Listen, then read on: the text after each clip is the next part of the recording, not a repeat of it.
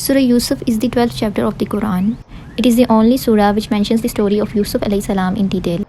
It is a late Makki surah which was revealed after 3 tragedies of Prophet Muhammad sallallahu alaihi wasallam, and it was revealed to cheer him up. اس صورت میں بہت بڑی عبرت ہے اور بہت سی حکمتیں پائی جاتی ہیں. سب سے پہلا سبق اس قصے سے ہمیں یہ ملتا ہے کہ کچھ خواب اللہ تعالیٰ کی طرف سے ہوتے ہیں and it is best to keep them between you and اللہ. دوسرا سبق ہمیں یہ ملتا ہے کہ جن لوگوں کو اللہ تعالیٰ نے کچھ نوازنا ہوتا ہے ان لوگوں سے حسد ضرور کیا جاتا ہے. So we should only rely on Allah and conceal our blessings as much as we can. The third lesson is that Allah subhanahu wa ta'ala can give blessings to whom and however He wills. So we should always remain positive. چوتھا سبق ہمیں یہ ملتا ہے کہ جو آپ کے قریبی لوگ ہوتے ہیں وہ بھی آپ کو دھوکہ دے سکتے ہیں، کیونکہ کچھ لوگوں کو اللہ تعالیٰ نے آپ کے لیے آزمائش بنایا ہوتا ہے، اس لیے صبر سے ہی کام لینا چاہیے.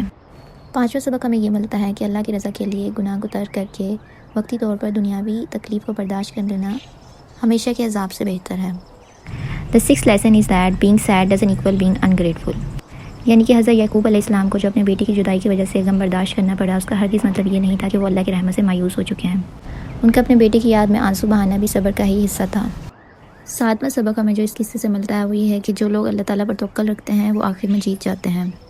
جس طرح سے یوسف علیہ السلام نے جھوٹا الزام لگنے پر ثابت قدمی اختیار کی تھی اور اللہ پر بھروسہ کیا تھا کہ ان کی بے گناہی ضرور ثابت ہوگی.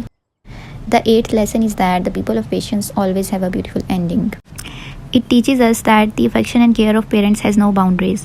Love can cure and broken hearts can be fixed. And that Allah can bring reconciliation among the most hated ones.